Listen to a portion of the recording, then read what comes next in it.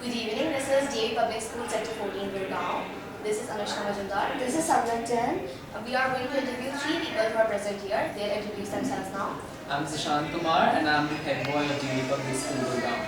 I'm Advaita and I'm the head girl of DAV Public School, Sector 14, Gurgaon. I'm Srishti Sharma and I'm the vice head girl of DAV Public School, Gurgaon. Thanks a lot. We're going to interview them on the topic global peace. We're going to ask them questions. The first question will be put up by Samrat Jain right now. What does global peace mean to you?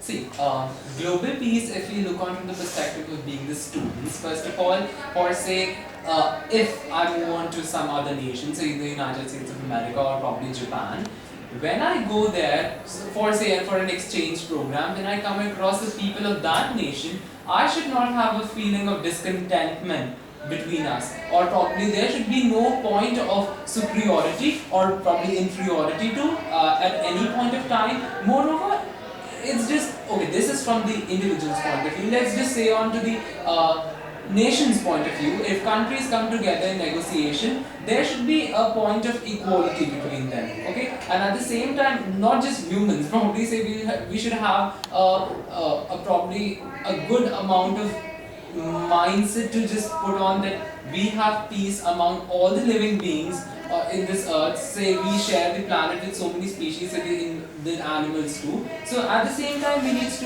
need to keep this in mind, right? Talking in the sense of inter-nation. Intonation. I mean, look at India. We have, every country for that matter has diversity nowadays. Diversity in terms of religion, in terms of caste, creed. We also have discrimination on the basis of religion, although we call India a secular state, but you have also witnessed discrimination amongst various religions, the Hindu-Muslim conflicts which used to happen earlier. But now, for instance, it is a better place. The religious diversities the people of various religions have come to terms with each other. That is what global peace would mean to me.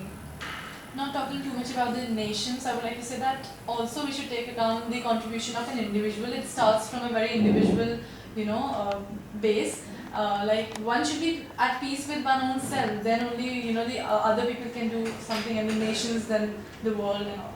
Exactly. We now put up the second question for them. Is global peace possible, and how much is it going to take to get global peace implied in every nook and corner of the world?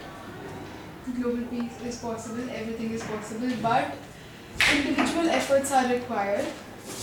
If everyone decides to work at the very basic level, only then I think a global peace at a very national or an international level will be attained.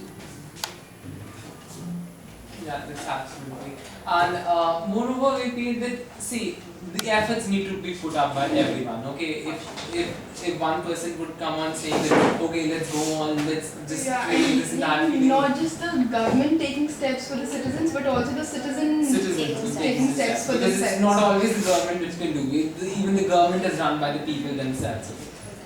We also have the Global Peace Index, so we can go through it and we can, get the idea that yes, global peace. At what extent it has been attained. Now, according to United States of America has killed Osama bin Laden to maintain global peace, or it was an act to take revenge of 9/11. See, but probably I would say is that it would be somewhat a jamboree or a feeling of celebration in the United States of America with the killing of Osama bin Laden. At one point of time, we can say yes, it is, because it is a country's priority to keep its citizens secure. Somewhat in the 9/11 attacks, not even the United States of America, or probably just emphasizing on the World Trade Center, the entire world was in a state of shock. The entire mankind was a jolt. Okay, it was a setback for all of us if we could not find a terrorist which probably made the world hold its breath on 9/11.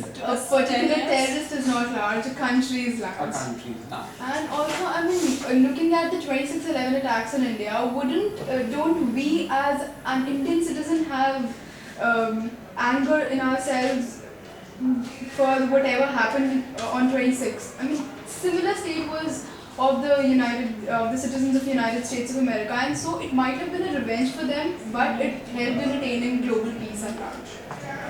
Ultimately, but at the same time, then one criminal less is one criminal down. Probably for the global peace, but yes, maybe for the revenge.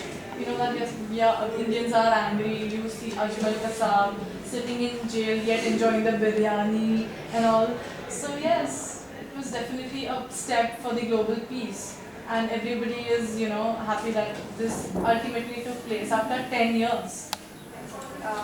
We now move on to the next question. The next question is, will free trade policies amongst all countries increase global peace or decrease it? It will, but as every policy and every such a new policy that the government introduces comes with both pros and cons, similarly this will come with the pros and cons too. Like the recent example, the recent news headlines regarding the Walmart coming to India, it will give us choices as customers in the markets. It will provide new job opportunities and employment opportunities for the Indian citizens who have the talents but still lack opportunities. But if, for instance, all of a sudden some mishap, God forbid, happens, and the United States government calls all such Walmarts and all such institutions back to US, and in a fraction of a second, all the Indian citizens will lose their jobs. That will be No, because definitely it's an era of globalization. Okay, one country may not be able to function without the help of the other. So it will strengthen the Yeah. So what state is trade relations. trade as well. policies? What would it do is it would help in the exchange of ideas.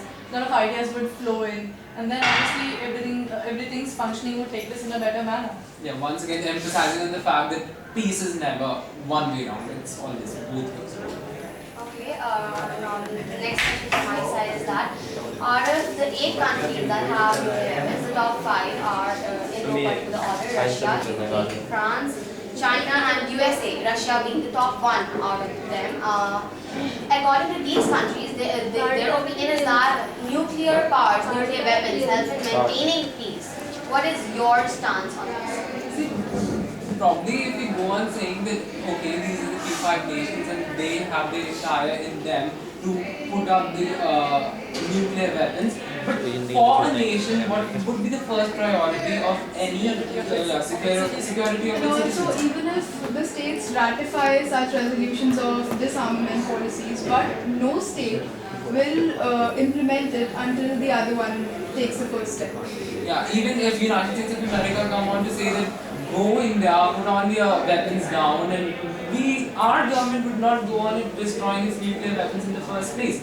Why so? Because it is well aware that the security of the citizens is one major thing in their mind. And moreover, if you go on to say Pakistan and China or any other nation or probably the Indian subcontinent, there is probably the tension between us. Okay, at the first perspective. Because Every country wants the other country to put down its weapons. Yeah, like but the then- United States wants India. as I put down in the second question, that absolutely global peace would come out as a two-way round, okay, not the one-way round, unless we all come put up together. And in this modern era, the selfish people and the selfish countries, no one is going to take the first step. Yeah, definitely. Okay, it was very nice interviewing you. It was a really good experience, and thank you for your participation. Thanks for that. Thank you so much.